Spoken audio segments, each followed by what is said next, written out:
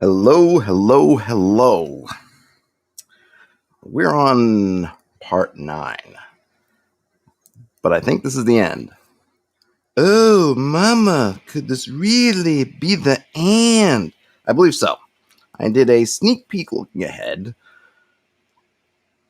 and after this particular section, which I will pull up in a minute, this section is handling wealth in your campaign. It gets on to magic items and treasures, which I think is a new chapter that I don't feel compelled to cover. As usual with such things, let me know if you're here in the chat or later on in comments, etc. If you think that you would like to see me cover, that's something that interests you, happy to go in there. It's something that I probably would, I would definitely look at it if there was interest, but at the same time, I also think that there's lots of treasures and things out there, lots of resources for treasures and loot. And I don't know that people need me to read through a bunch of lists of various items, as good as they might be. So this actually might be a shorter stream. I'll probably try to fill out the hour somehow. What I imagine we'll do is after I get into this section and finish it, maybe I'll give some general thoughts on what we've seen, kind of what I think about it, maybe a little bit of a conclusion, if you will, and then probably we can discuss what the Logan's Run project will look like, how we might handle that. But first, let's finish strong, shall we? This is handling wealth in your campaign. Industrious adventurers have a habit of accumulating vast piles of coinage in heaps of glittering jewelry from their exploits. In some settings, this money can be swiftly converted to magical items or personal character bonuses that directly improve the strength of the hero. In others, there is less that money alone can buy. A GM is often obliged to think about the ramifications of a party's discovery of some great hoard of wealth. Okay, that's as fair an intro as any, if I must say. Selling treasure. Gemstones, jewelry, and precious art objects are often a far more compact way of carrying around value than chest upon chest full of silver coins. Heroes also tend to find such shiny plunder in the depths of the earth or on the cold limbs of their slain enemies. While you may have recorded a particular necklace's worth as being 500 silver, how do the PCs go about actually turning that trinket into spendable cash? A community has a limit on how much loot it can buy before all purchasers are fully stocked. As a general rule of thumb, use the patron reward levels that we saw earlier. Pick the patron that best represents the richest or most influential figure in the community and figure that the place's total budget for buying loot is equal to twice their average reward. Thus, in a humble rural village whose most important figure is the village head, up to 1,000 silver coins worth of loot can be sold. At the royal capital, where the king dwells, the goldsmiths and usurers can afford to buy up to 100,000 coins worth of goods. A local community's budget refreshes monthly, assuming the locals are able to sell their newfound treasures onward in the meanwhile. So that's some good rules of thumb and definitely adds some wrinkles to the outside the dungeon game. If you want to use it as downtime or simply spurring on new adventures, sure, the party might have come up with thousands upon thousands of silver worth of treasures. How are they going to fence or sell those treasures? Maybe their village, this village that they are headquartered out of currently, is but a humble hamlet and thus can only afford to buy a fraction of what they have. And they could either wait a few months and over those months sell the remainder of their loot, or perhaps they have to go and find bigger places or get hooks to folks who maybe live alone, or the ye old wizard holed up in their tower, or the a baron who lives off in the wilderness who is willing to spend more to buy more, or they need to find a bigger city, bigger town. All makes a lot of sense and could make the I appreciate these games within games that you can come up with. If the main thrust of the game is going into dangerous places, grabbing treasures, and making it out with your life, your life intact, or more or less intact, at least you are alive. Then this other element of building up a game around getting the loot back home. Then what do you do with the loot that's at home? My party and my game have taken to carrying around a lot of their loot in gem form, because it is easier to carry. A pouch that you can hide discreetly on your person with a bunch of gems in it, it is a lot easier to carry than trying to do chests of silver and gold. Easier to keep on your person, easier to keep inconspicuous. But of course, if somebody were to snatch that one purse, well, you didn't just lose a small fragment of your fortune, you could lose your entire fortune. And you could think about, is there a marketplace for converting things into gems? We think of the usual currencies of coinage, but in a world in which a lot of people living on the edge might be working in gemstones rather than coins, you could have a lot of interest with that. That could be subplots and plot hooks and all kinds of stuff. Magic users obviously are looking for gems all the time for spells and spell components, and now maybe adventurers are looking for how to turn coins into gems or items into gems. Perhaps even when they do find a fence only has so much coin on them before they're simply giving you gems as a matter of the transaction, so it almost becomes bartering. So you can do a lot of fun stuff with that. None Nothing. Hey, None Nothing from the chat says, I think it makes more sense to have small communities pay less for treasure more than have a limit on the value they can buy. Like a village might only pay 20% of the value of a gem. I mean, certainly. I think I like both, because I do think there is something to, hey, there's only so much wealth in this community, and if it's something that's valuable to them or they appreciate, maybe they can spend it. But I think there's also something to, if you need to sell it and it's a buyer's market, they might make you an offer. Okay, we only have 1,000 silver that I can spend this month. So there's 1,000 silver, which might very well be 20% of the gem. Or they might say, I only have 1,000 silver and I'm not spending it all on you. I'm willing to spend half, but that's only 500 silver pieces. So I think both of them are valid. I kind of like the idea of there being some kind of limit, but I also like the idea that villages and people are only going to spend stuff on things that are worthwhile. I think we kind of touched on it a little bit in one of the earlier streams. We looked at riding horses. Where could you buy a riding horse? And there was a note that, hey, some places might not have riding horses. And that makes sense, right? Because if you're in a farming community, what good is a riding horse to you if you're all farmers and things like that?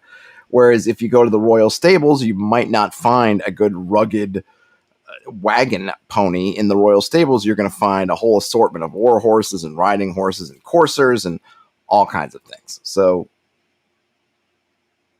I like both ideas. I like both. I would use both. I'm just going to scan through here to see if there's what else is in this text we might find. Okay, here's something else.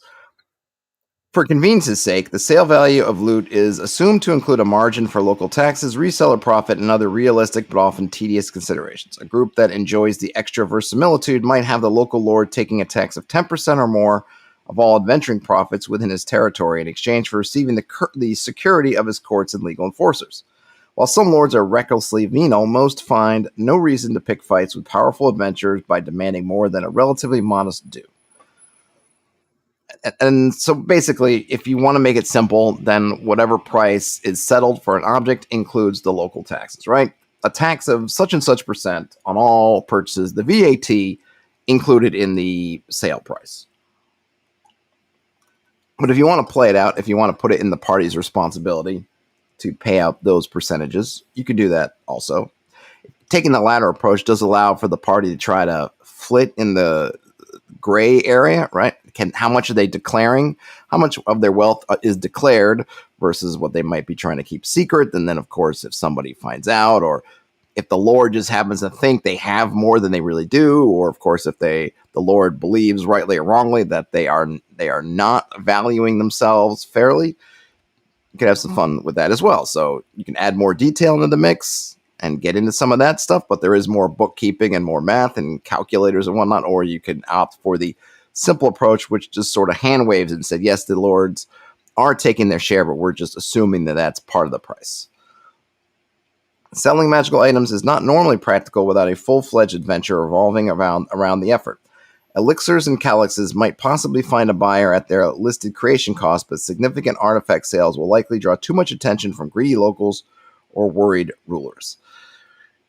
Yeah, I tend to agree with that. I am not a fan of, welcome to the ye old magic shop, and there the +1 weapons are over there, the +2 weapons are over here. You will find potions behind my back in the locked cabinets, and you will find scrolls along either side of the walls. Look for cleric scrolls to your left and magic user scrolls to your right. Not my jam. I do think that if you need to find a seller for that, then that's an adventure.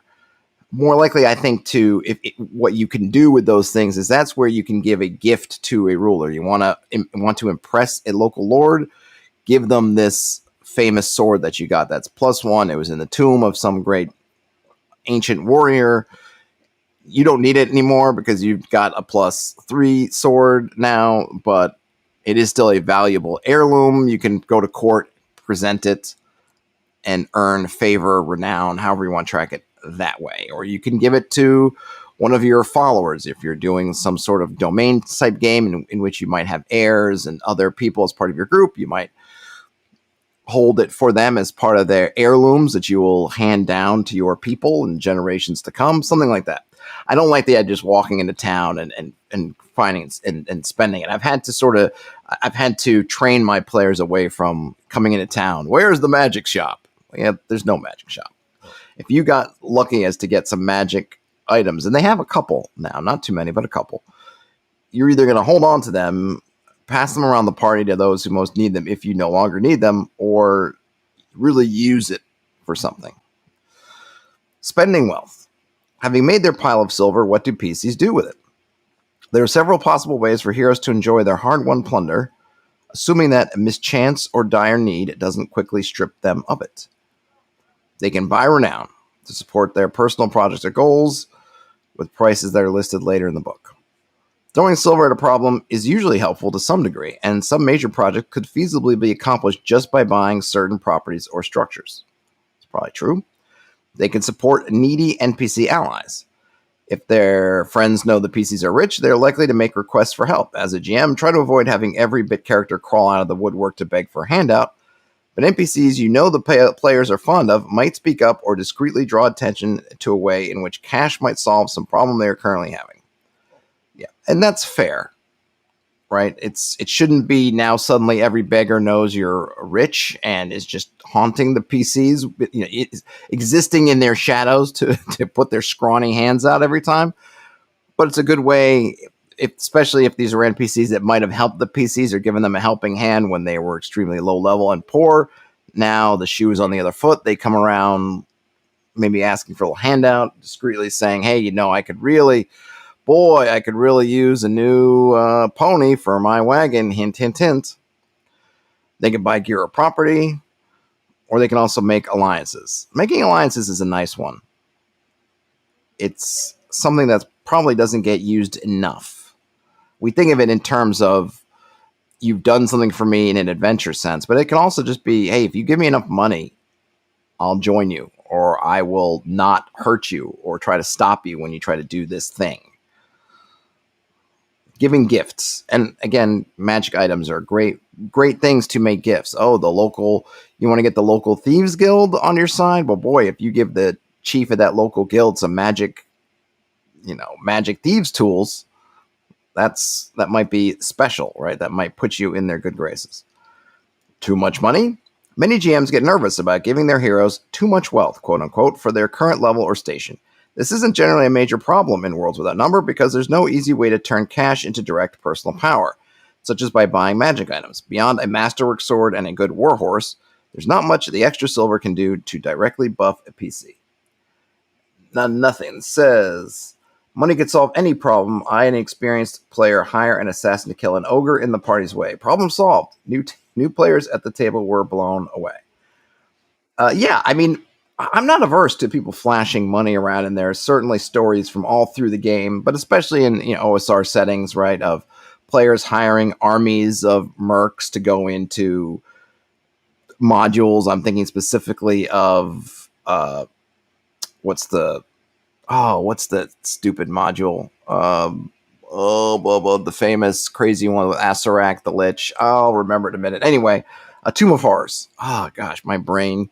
Tomb of Horrors, I think, was famously solved by at least one of Gygax's players, I want to say, who just hired, oodles, armies of orcs to come in and just march through and brute force a bunch of stuff in the module. Now, is it fun? Could be. You could have a lot of fun with that. Might be kind of boring, but they could do it. There might be at some point, like when you're watching Indiana Jones and the Last Crusade, and the orcs have seen what has happened to all their forebears and all their, or maybe forebears, or seeing what's happened to all their brethren who have been marched into these death traps and decide morale check rolls low. Suddenly they're not going. Maybe they even become hostile, but it might work for a stretch.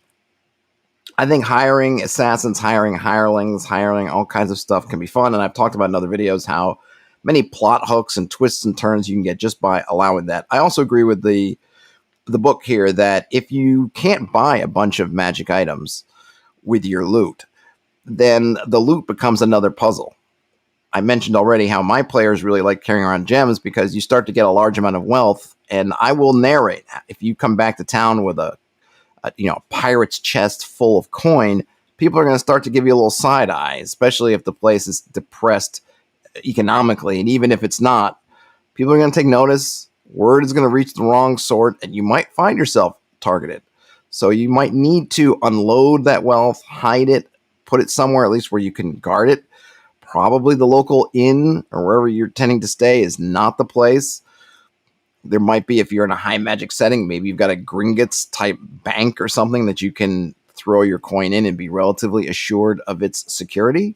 But usually it's just you and maybe some hirelings, and then you might be looking at the hirelings a little sideways saying, this might be thinking, this might be where this guy decides to grab as much as they can carry and bolt for the stables. So to bring up that idea of a games within games, the loot itself becomes, or how do you deal with the loot, can also become one of those games within games. Local lords are going to be looking for their cut. The Thieves Guild might be looking at you. Other folks might be looking at you. People who might have the snake oil type salesman might come along trying to sell you something good, bad, or ugly, try to get some of that loot off your hands. All kinds of things can happen. But yes, if you are planning to have a game in which you have Ye Old Magic Shop and someone can buy a +4 Vorpal Sword of Smiting, then if you give out a bunch of gold or silver or whatever at first level, don't be surprised when your player walks in and buys the Vorpal Sword of Smiting, and now they've got it at a stage that you might not be prepared to give it to them. Okay, what else? Do we have anything else here? If the PCs start to wonder what to do with their pelf, give them answers, throw needy NPCs at them, or point out political alliance opportunities, or direct them to some calamity that can be solved or ameliorated with a sufficient amount of money. Give them exciting exploration possibilities that require a costly expedition to be fitted out, or let them burn their cash in excavating a path into a heretofore unreachable deep. Ultimately, money is a way for the PCs to control and influence the campaign setting. As a GM, you want them to do that, because the more they entangle themselves with its people, problems, and opportunities, the more likely they are to feel engaged with the campaign. Yeah, and I pretty much agree with all of that. You want your players to take ownership. You want them to want to do things like buy castles or buy alliances or do whatever they can, right? Embed themselves with the local populace and the local power centers. Doing those are signs that your party is having fun, they're getting engaged, and they want to continue to get engaged and become invested in what's happening in a place. So anything you can do to encourage that is solid. You could also use, which I've seen some games, OSR games in particular, do, is use some of that rule of, and I think they touched upon it here with their idea of renown, that you could spend it essentially on partying and carousing. I always equate this with Conan. The Conan stories, they don't always, but the ones where he ends up with money, right? However much wealth he ends up with at the end of one adventure, he's blown it all by the start of the next adventure, to the point that he's potentially on an odd job, down and out in a seedy tavern, sometimes even sold into bondage.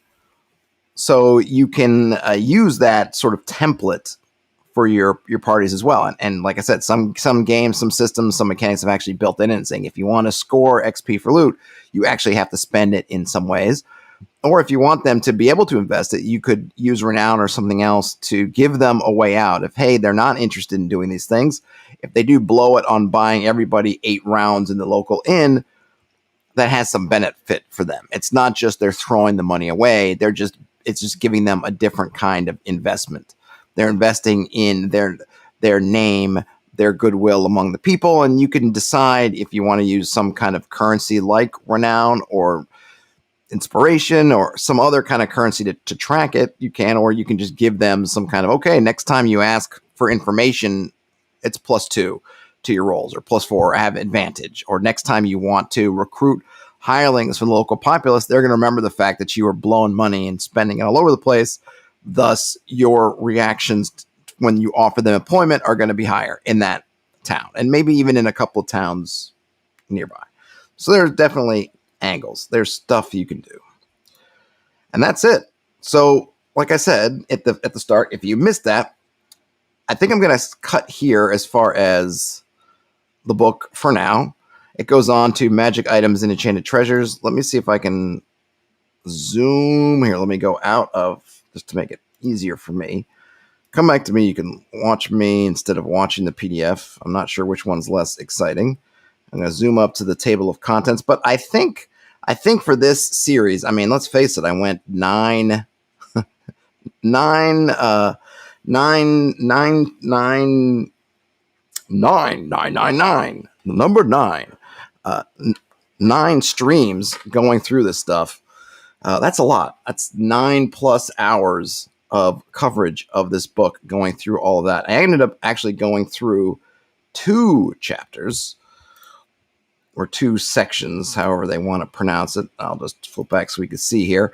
So I went through all of creating your campaign and all of, or most of creating adventures, or some of, because I think magic items is in there. But like I said, let me know if you guys are interested in it. I'm happy to pull back up and get into that. But I just feel like that once you get into those actual items, there's lots of resources for that already. There's lots of sources. There's lots and lots and lots of items, homebrew and otherwise, and all kinds of different source books. I'm guessing those will be more setting specific, which may or may not suit your taste. And just reading through lists of different magic weapons or magic armors is probably not interesting. It's probably of less usage. So maybe what I'll do instead, and I'm happy to hit any comments that are in the chat. But just looking at the, let me go back to the beginning, kind of as a wrap. I think that we've gone through a lot of material. We went from campaign level down to adventure level, and some stuff knitting those 2 levels of focus together. I think the tools are good. I think something to be aware of is that the tools, they are, I want to say generic. Well, they are generic. Some of them. I mean, some of them are specific to the Worlds Without Number setting. Some of them are just fantasy generic. But what I mean by generic is that they're not telling you specific, they're not giving you specific references. This is all stuff you can use in your campaign prep and potentially as part of your adventuring prep, but there are steps that are not covered in what they're in the guidance that they're giving you, which is getting down to the very specific. Because they will say something like, okay, you've rolled up a table, there's a monstrous oddity in the woods. Okay, great. I have my one strange thing for this woods hex. There's a monstrous entity running around. Doesn't tell me what that monstrous entity is. Doesn't give me any stats for the monstrous entity. If I roll that up in the table in the game, probably not that helpful because it's not really telling me anything. I'm going to have to go file through and find a book, find a source, find some way of generating that monstrous entity. It's going to help me earlier in the prep when I'm going to get that. And then I can think about, well, what lives there, what can live there. Maybe I can make specific random encounters that I can draw from. If you have such random encounter tables already, you can use those. So a lot of the guidance is at that sort of, I guess I would call it maybe high prep level. So if there's a detail level that's missing, and I think that's intentional, because I think that they're looking at either you're going to use the stuff that's in this book, and they have monsters in the book, but they actually keep it fairly separate, which I appreciate. They're not making tons of references to monsters that you're going to have to fiddle your brain to look about or flip to some other part of the book or then toss out because you're not using this setting, or you have to figure out what, if they have a monster, if they call goblins a different name, do you have to figure out, oh, when they say noblins, they mean goblins? Oh, okay. Whatever. They're just saying, you know what, that detail level, that's yours. But we're going to give you procedural steps you can do. We're going to give you more high level, more generic steps that you should do. But within those generic or high level steps, you're going to have to get into the details a little bit and do those specifics. But it's good to know as you're going in that, okay, it's going to help me at these two levels. But when we get down to the absolute nitty gritty, I'm still going to have to figure that out myself without a ton of guidance, right? They're not saying, hey, you should use monster A instead of monster B, or this particular ability, be careful with it over this particular ability. They're not giving you that sort of guidance. And frankly, I think most people was Worlds Without Number in the OSR category.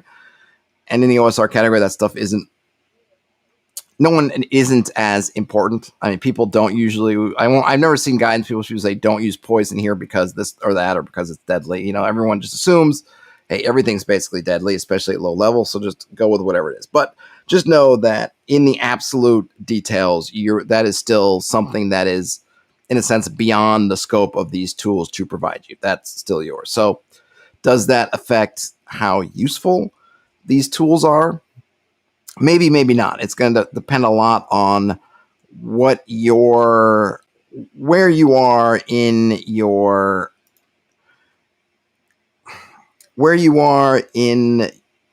design. Where you are in your design process, where you are in your experience running games. I think the more experienced you are, then maybe the less some of this stuff will be valuable to you. I always love reading this stuff just to see how other people are doing it. This was clearly written to give people who are new to game mastering some kind of structure into how to lay things out. Do I necessarily need that structure for laying things out? No. Do I feel that, I should do it in these steps? No, though I might try it. And certainly when we get to the Logan's Run project, we will definitely try to go through it and go through the steps as they imagine them. Though I probably won't be able to help myself, but maybe skip around a little bit, but we'll see on that score. If you're super comfortable and you feel like you have a great process, then you might not need these that much. Though I think on an inspirational basis, and I'm, like with other things, I'm always looking for stuff that's inspirational. It's got a lot of good inspiration. The tables often are asking good questions, even if you don't want to use their answers or even the output of the tables. I will try to, let me go spring forward here. I'll switch back the view in a minute. Where's some, let's see, was this one? Yeah, so for example, we've got this one roll terrain feature details, which we cover way back at the beginning of this set of streams. The tables, even if you decide not to use them, I could almost see having those questions and just pulling them out of this document and just putting them as a note, either a post-it note or a virtual note wherever I do a lot of my planning, as questions to ask. Okay, so we're looking for a feature, or we're thinking about what a feature will be. How dangerous is it?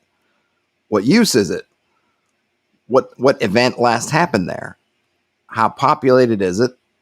What antagonists might be hanging around, and what might be an optional quirk, or what's a quirk of this feature? Maybe what separates a thing of this type from something else of this type? Those are all great questions, and they're all good things to think about. They're all solid prompts for your imagination. You may not want to use any of the content that's actually in these tables, but thinking to ask those questions when you're looking at all these different features and all these different things you're adding into, I think they're good things to ask. And I appreciate that the authors put these questions kind of front and center into the process. I could see someone, if they're new to GMing, they're going to go through and do these tables and go through bang, bang, bang, bang, bang, bang. They're going to do that for a bunch of these, in this case, say, terrain features in their wilderness, on their land maps. And by the end of it, they may not even use this anymore, but I think it's going to get their mindset. Okay, I'm putting this thing in here.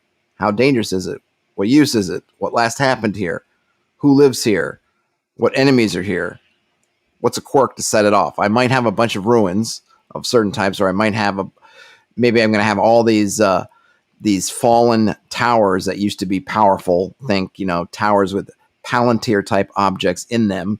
But what sets this one apart from one that they might have found leagues away at some other site? Okay, that one had a certain quirk. This one's got a different quirk. Great. I've given each one a unique flavor. They're going to have some things in common because they belong to the same technology and the same culture who put them there a long time ago. But these other things are going to set them apart. It's not going to feel samey. They're going to feel different, right? These are all great questions to ask. And you can see that for every different level. And I appreciate that there's consistency amongst these different tools for how they work, for what steps you're going to go through. And it's going to build a rhythm for you until you might get to a spot that after doing this for a while, you're not going to need to flip through these creation tools. You're just going to be able to go through and just think about them, and your brain's just going to work. You'll have trained your brain in these ways to prep. And those, I think, are positives, because I didn't see anything in here that I would say, as a GM, I disagree with. I didn't see anything in here that I would say, well, that's a really bad idea. Why did you do that? So there's nothing in here I would say, boy, you should just skip this bit because it's terrible. Nothing says, I agree, experienced GMs need this less than beginners, although I find most GMs could use more help than they think. Yes, I certainly agree with that. I think everybody can usually use help. Everybody can always use to learn a little bit more. I always appreciate seeing things from other GM points of view, other styles of creation, because you never know what you can learn from it. You should be open to learning. I'm sure nobody has a perfect process, and seeing different angles to things can help out a lot. But yeah, your miles may vary. Probably as a more experienced GM, you'll find this less useful if you're not running the setting. But the notes in here are very good. I'm just kind of scrolling through to see if there's anything else I want to touch on. I really like all the things they have you fill out, from cultures and government types to the histories. I think is great, and thinking about historical events, that kind of stuff, to make things deeper. And as far as the history and culture goes, I appreciate that he's focused really with everything on the practical aspects. I know we talked about this, particularly when we first started going through sections about, boy, he seems to be opinionated as calling out world building for world building's sake versus practical applications of world building. And I remember we talked a bit about the difference between the two. I appreciate that he's focused and makes a point of reiterating the focus on practical world building, and how everything that they've built in these chapters and in these sections is geared towards stuff that will come out practically at the table. It's a struggle that a lot of GMs have, I think, particularly newer ones. I think particularly ones that come from, I don't know how to say this delicately, writer backgrounds or aspiring writer backgrounds, or we think we're writer backgrounds, which I see come up a lot. I'm a writer, and I fancy myself the amazing storyteller. I'm the modern day Homer, and so I want some players to play through this Homeric campaign that will prove to be epic and have a mind-bending story. And those things, when I see those posts, I cringe. I cringe for multiple reasons, but I think a big one is that these guys are looking just to tell their story, and you're just kind of in it. And part of that telling that story and you're just in it thing is, which I see come up as questions subsequent to that, is, I have all this amazing story. How do I get it out to the players? I want to tell my players the history of Neo-Athens. How may I do that? That's not the focus here. And that really shouldn't be the focus anywhere. You should figure out how to get your backstory to your players in a way in which they will care about it. And why they're going to care about it is because those stories actually affect what they are doing in the moment. Your characters care about the history of the One Ring because they are currently carrying the One Ring and they want to know what's coming after them, what the consequences are of carrying it, all these different questions. So at that point, they may really want to know, okay, where has this ring been? What has it done to the people who've held it? Who's coming after it? Who owns it? So on and so forth. If they're just passing through a place and it doesn't mean anything to them, they're not going to want to know the backstory. They don't care. It has no impact on them. You have to make it something that is in their path for a good reason. Not just because you're going to put a barrier up here. Stop. No one can leave the village during the festival of the ring. And now, sit for the storyteller. You're forced to sit as the storyteller tells you the history of the ring. Does the party have the ring? Nope. Do they even know what the ring is? Nope. You're just going to sit and hear the story because, right? That's bad. I mean, granted, that's a very railroading example, but the idea is you want to embed everything so that the backstory is alive in everything that's happening in this world to the players, to the party, to things happening. That it's not something separate that you're waiting to just throw. All right, read these 5 pages of monospaced, monotyped manuscript between sessions because now you've entered the kingdom of Londor. Nothing says GMs should try to tell a great story, just not their story. Yes, I do kind of go with that camp of the GMs are basically you're telling the stories of these characters. Most of them are going to be tragic. Some of them might be pointless, but they are the stories, and you tell their stories until those stories come to an end, whether it is planned or not, and then you pick up the thread with the next stories. I think of it like maybe a good analog is. What do they call those series of stories? Anthology shows, anthology series take place in the same universe, but you're following some characters, those character stories, and you move on to the next one. I also think of it kind of like history. If you've ever read, my dad had this book, maybe he might still have it. It was all these different stories from World War II. They were sad, they were crazy. Some of them were usually a tragedy, bravery, sometimes both. Sometimes you read about these people doing amazing things, and then they would die senselessly. There was one story, if I remember, of a guy, pilot, or he was a member of a bomber team. They're flying back, I think, from Germany to the UK. Their wing was frozen.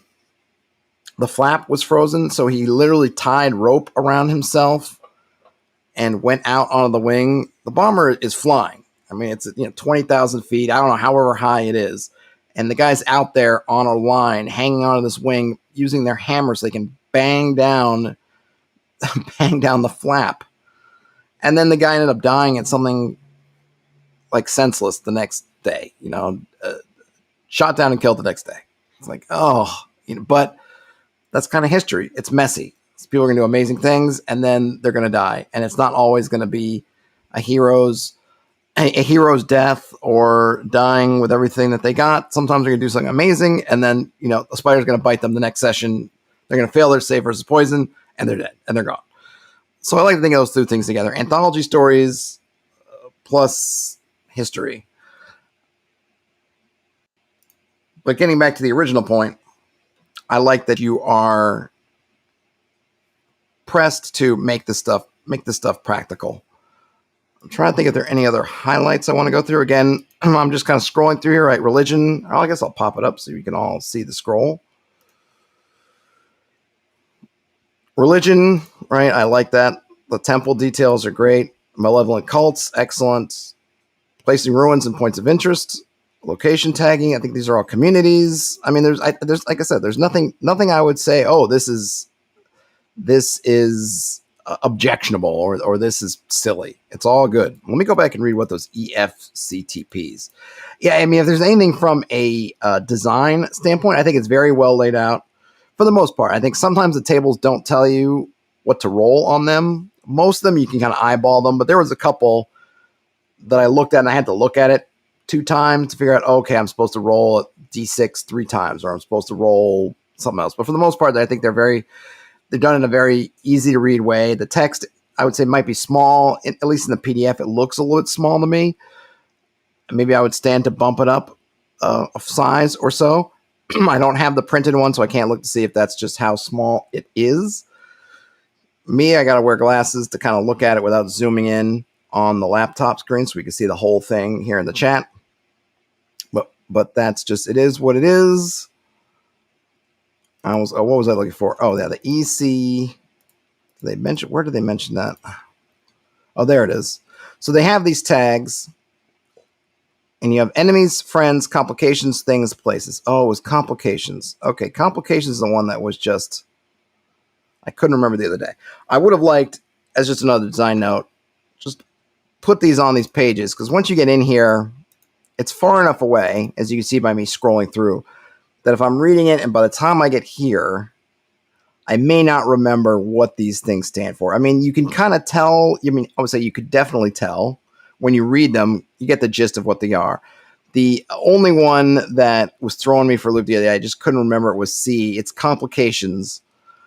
And you could sort of tell they're complications, but that might be the one that was the least self-evident, but it just might have been me not reading it well. But you can see here at the bottom of this page, there is room, without going deep into the margins, that they could just type those out. And I would just think, just as an extra aid, especially if I'm coming back to this and I'm just trying to flip through the page and I'm saying, oh, I need to create, what might it be? Let's see, which one of these is even further away, because there's a bunch of these. Let's see, where do we get into the tags? There we go. I'm in the court. I got this afflictions mark that I want to apply to this court. EFCTP.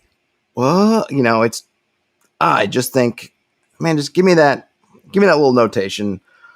Don't make me flip back 30 pages. I know it's not 30 pages. Whatever it is, don't make me flip back and then have to scan to find it. Just give me the abbreviations again. For folks whose minds might be sieves like my own. But as far as the layout, everything is clear. I like that they give you some examples. The only thing I miss that I would have liked is examples of the process. So they've given us examples of a lot of different things, a lot of pieces. It would have been nice to say, here's the process. Though, when we get into the Logan's Run project, that will kind of be what we'll be doing, is doing a series where we will be trying to take this stuff and actually run through it as a process and see where it leads us, see if any holes emerge. Because I'm reading through it, day after day for the most part, with some small breaks here and there. But I'm reading through it, and I can only say that in reading, everything seems to fit together. We seem to be getting all the pieces. Like I said before, the one thing that is neither here nor there, but just we need to know, is that it's not giving us the absolute details. It's not telling us if we're looking for monsters, which monsters to use. It's not going to say, if you get this, you've got orcs. We're going to have to figure that out, whatever they may be. But running through it and actually trying to follow all the steps will probably help illuminate if there is something missing. It doesn't seem like it, but there might be something that I'm not noticing. And this is why I always try to reiterate with all the stuff that I do in these read-along type videos that I'm reading it. This is my view from reading it. Some things don't become apparent until you play the game. Sometimes you're going to read something and you're going to perceive it as one in one way, and only when you run it or actually try to use it will you see how it's intended, or see the usefulness of it, or see that something you thought was amazing suddenly isn't. Some things are just going to read better to you than they're going to play. Some things are going to play better to you than they read. So I do look forward to going through the steps so that I can see, is there something missing? Is there something that, even though it reads really well and makes total sense to me intellectually, when I actually get it down, it's not going to make sense. But as far as reading it, all looks really, really good. I really appreciate all the work that went into. I don't think I have too much other to say to it. Then, as resources, it seems a thumbs up for me so far. I might amend it once we go through the Logan's Run project, but until that happens, I don't see anything wrong with it. And by the way, you can get it for free. So for the price of free, it's amazing. I can't say anything negative about it. I've only seen pictures of some of the hardcover books. And there might be some different. I don't know if there was limited Kickstarter type covers or something. I think I saw a picture of one. The cover looked beautiful. Hardcover looked really nice. I've kind of gotten away from buying those as a rule just because I don't know. I don't find myself a super fan enough of some of these things. I mean, I don't have anything against them, but I feel like those are the things for kind of the super fans. I'm not really interested in selling it. So I don't know. Maybe I guess if I cared more about the archival value of some of these things, I'd be like, yeah, let me get the extra, whatever the better stitched version is or whatever the better hardcover is. At this point, I kind of reserve that for stuff that I really want. And then I'm usually okay to then go into the secondary market and say, okay, I really like this book. Maybe I only have the PDF. Maybe I only have a soft cover. And now I'll say, okay, inevitably someone will be selling one of those things somewhere. And then I can decide whether whatever they're selling it for is worth me buying. But it looks great. So I think that's it as far as my, if you want to call it a review or a reading review of this particular, the campaign creation portions of Worlds Without Number. I'm going to switch gears slightly now. That's not what I wanted to switch gears to the talking about the Logan's Run project and where we're going to go from here. I am going to so I couldn't find, okay, so first of all, I couldn't find Logan's Run on any of the streaming services. I am putting in the chat a link to Amazon. I did find Logan's Run. There it's put in the chat. I'll throw it up here. I'll bring it up in a minute in my browser so you can see it. Hold on a second. Let me just, okay, stop screen sharing that. Switch screen sharing to this. Okay.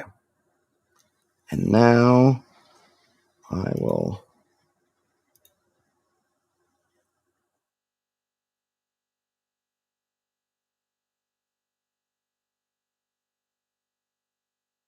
Let's see, sorry, okay, there I am. Pop back up. Okay. I found this 3-pack. These are all great movies. All three of them. So you get 2 Charlton Heston 70s classics plus Logan's Run for $25. Excuse me. On Amazon. If you have local sellers you would like to support, obviously I'm heartily, well, it might not be obvious, but I'm heartily in favor of that. If you do not have such, then I found this to be the best bang for the buck. I think you can get Logan's Run itself for $15, something like that. But then if you could also get essentially 2 more classic sci-fi movies for just another $10. Just seemed like if you're gonna go for it, you might as well go for it. And both the movies are worth watching. I particularly love Soylent Green. I mean, I love Logan's Run as well, but Soylent Green is also an excellent classic movie. I know Soylent Green is on, it might be on HBO Max. I just watched it maybe a couple weeks ago. So it's fresh in my mind. But the idea behind what I'm calling the Logan's Run project is I'm going to watch the movie. I should have it by Thursday. And then once I have it, assuming I get it on time, I'll try to figure out a reasonable timetable for me to get through watching it. And then hopefully we can get some other folks who will pick it up or have it already, who will give it another watch. I know there's a book, but I'm not going to use the book. I want to keep it simple. Logan's Run doesn't have a very long runtime. It may be 2 hours, which is a lot less of an investment to ask of people than to ask them to go through and read a whole book. I have no idea how how big the book is or anything like that, right? I'm not trying to give people an onerous assignment, but I think asking folks who want to participate, and of course you can just follow the process. You don't have to participate, but if you really want to get into participating, and frankly, I could use the help, then watching the movie, I don't think is a big ask. I'm gonna watch the movie. I'm going to take copious notes, and then we're gonna take the concept of the movie, think of it. And that might be our first stream. Might just be about how we're going to conceptualize it. Are we going to try to transform it into a fully fantasy setting, or are we going to go with a sci fantasy setting that might work just as well? Or are we going to do it in a fully sci-fi setting? Those, maybe we'll look at those really high level ideas. Okay, how are we going to configure it just in general? What is the setting going to be? What is the genre going to be? But then we're going to go through using the movie as a basis and go through these worlds without number, all these different segments, and see if we can churn out a usable setting out of it with hopefully some kind of map, factions, the cultures and societies, maybe a couple of antagonists. I'm trying to think what else. Some wilderness areas. Certainly there's wilderness around outside the Logan's Run bubbles. And we're going to go through it, and we'll see what we come up with. We'll see. It will give us a way, like I was mentioning before, of practicing what the Worlds Without Number, in a sense, their system is. Now, nothing says I could have a YouTube poll for the genre. I could. Maybe what I'll do is during the stream, I'll put up a poll, because I do want the folks who are going to be in the stream to have more of the say, right? The people who are going to be hopefully consistently in here contributing. I want them to be more than folks who just might turn up out of the woodwork randomly. Not that I want to dissuade folks from turning up to my channel randomly. However you find it, it's great. But I do want it to reflect the people who are actually going to be working on this, and not a bunch of people who aren't. Everyone obviously could do their own thing, but it'll be a nice way for us to go through the process, see how all these tools work when we're putting it to use, and maybe we'll have some amazing thing setting, a little mini micro, I don't know, setting out of it that we can use. So I'm really kind of looking forward to that. But that'll be the Logan's Run project. Obviously, when I set that up, I will probably take a few days just to, again, watch the movie, kind of take a break from Worlds Without Number. Frankly, I've been doing a lot of Worlds Without Number. My game session is tonight. I thought about even doing the prep today and pushing Worlds Without Number off to tomorrow, but I'm glad I kind of did the wrap on Worlds Without Number today. Plus, I think this is going to be a session of social stuff, of plans being made or changed, pieces moving around, but not a lot of action. The party's kind of at a crossroads of what they're going to do.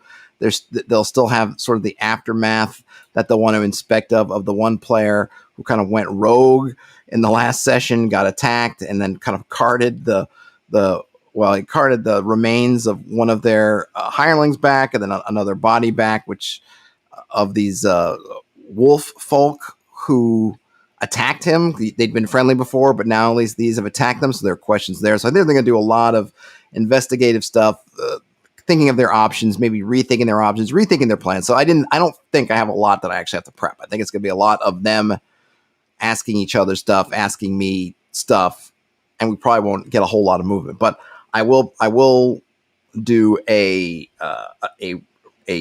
campaign diary, a recap stream. Probably that will be tomorrow. So if you come in and check that out, you will learn what I have learned about what they have decided to do.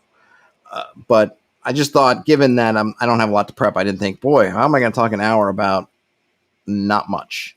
And it hasn't been much physical time passed either. So it's not like I have a bunch of clocks and fronts to move forward. It's just they're gonna have to rethink what they're gonna do. And plus, we've been off. We've unfortunately, just due to family stuff, we've been pushing this session off for, I think, for 2 weeks, I want to say. So there's also going to be that, hey, everybody, remember what the game's about. Remember where you are. Remember everything that was happening.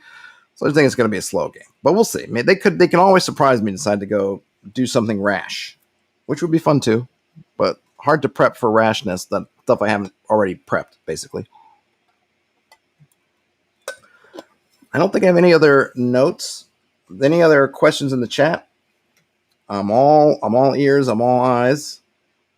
As usual, if you're in here and you're not subscribed, go ahead and subscribe to the channel. It doesn't hurt you. Helps me out a little bit, and you'll get notified. I think there's also that bell icon if you want to get, I think, instant notification. I don't know if that's browser-based. However it is, you can get instantly notified. Also, give a thumbs up if you enjoy these.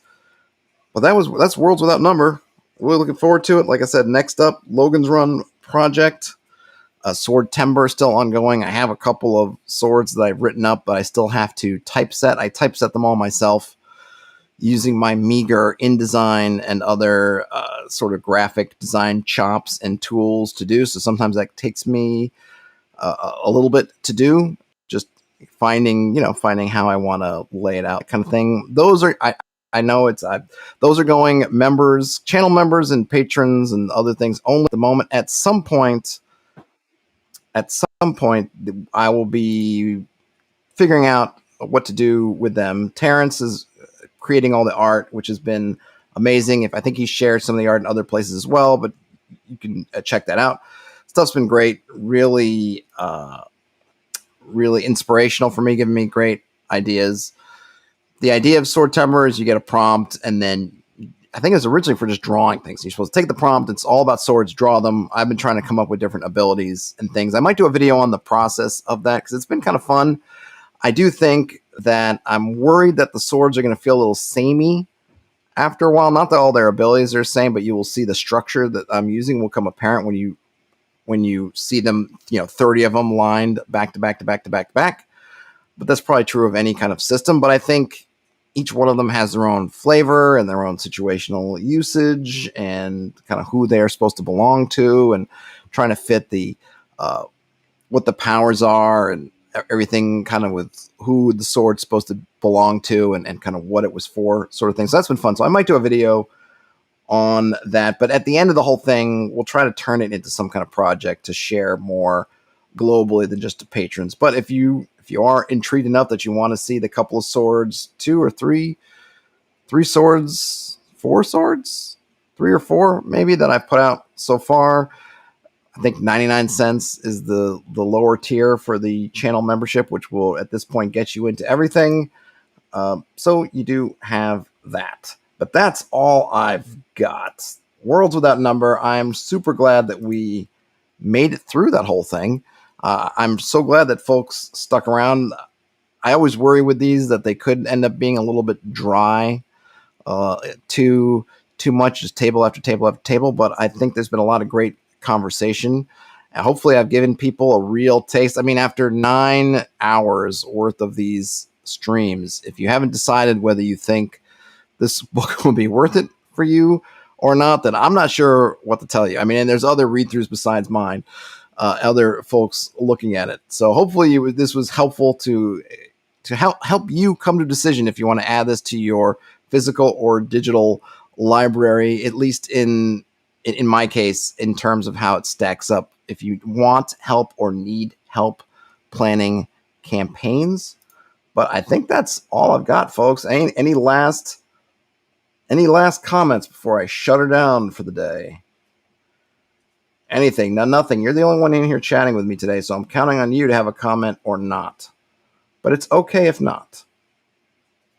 I'm super okay. The one thing is I'm in Restream. It doesn't give me a good sense if people are actually typing or not. I know at least once I've killed a stream and then saw someone's comment come up right as I'm hitting end stream. Always apologize for that, but it doesn't give me one of those dynamic 3 dots or something like you see on your iPhone or elsewhere for someone typing a message. So I only know when something kind of pops up or it doesn't. So I give it a minute, knowing that dead air is wonderfully exciting in video or audio. Now, nothing says excited for Logan's run. Awesome. Linkian says, I like what I've seen about Worlds Without Number a lot. Yep. And hey, Linkian, you can get a free copy. So there's really no reason to, at least. That's the one that I've been looking at. So I'm not looking at some super amazing graphic version that when you go get the free copy, it's different. I've been looking through the free copy. So what you see is what you get on that one. And there's no reason not to pick it up. And I've got links in the descriptions of all these videos with links to it. I think I linked to the print, the kind of regular version, but I think if you click on Sin Nomine, I think in drive-through you can grab it from there. But yeah, I'm looking forward to Logan's run as well. I will keep everyone tuned in on. Like I said, once I get it in my hands, I'll try to pick a deadline for here's the date where I will have it read and finished, have it watched and my notes finished by, and then we'll start scheduling those videos, those streams. Lincoln says, I've dug through the free copy. I was thinking about swapping out the equipment list / prices with OSE, maybe adding some abilities for fighters. Yeah, I think there's probably a ton of stuff. I didn't go through any of the class and character stuff. And please, folks, if you're in here and you're thinking, boy, all this stuff on Campaign Prep was great, but I'd love to see what their classes look like, I am happy to dive back in and look at some of the other stuff. Frankly, I have a sense of what people generally come to my channel for, and a lot of it is involved around hex maps and hex crawls and sandboxes and the sort of prep stuff. So I picked the stuff that I thought would be most interesting to you, my audience. However, if you, my audience, say, Todd, please, I want to read what you think about the fighters, I am super happy to go in there. I'm simply trying to get the stuff that interests me, though it all really interests me, and the stuff that I've seen from my experience interests you. So you let me know if there's other things you want me to look at. Lincoln also says, also all the faction stuff is really cool. Would like to mix and match with MCDM's Kingdoms and Warfare. Yeah, I need to go through and read the latter. Yeah, the faction stuff seems good just from the creation aspects. I'll have to maybe at some point go in and look at if there's other tools or rules. But yeah, I mean, one of the reasons why I didn't want to go through the treasure and stuff is because there's so many, from old school essentials to so many lists of treasure and equipment and that stuff. Unless someone comes back to me and say, no, you have to read these. They're so unique or so different or so weird or so something. I feel like I just don't need to cover it. It's good that they're there. It's good that they're there. Don't need to cover it. But you guys let me know if you feel like it's worth checking out. All right, folks. Let's call this a stream. Leave me a thumbs up. Leave me a comment. Leave me a like if you feel like it. Subscribe if you haven't, if you enjoy this stuff. That's it for Worlds Without Number. I will hopefully set up a stream tomorrow, if all holds good, to go over my gaming night tonight, which will hopefully also happen. And then we'll just take it from there one day at a time and look for the Logan's Run project coming soon to this channel. So stay tuned. Have a great night, day, weekend, weekday. Whenever you're watching or listening to this, game on, and I'll talk to you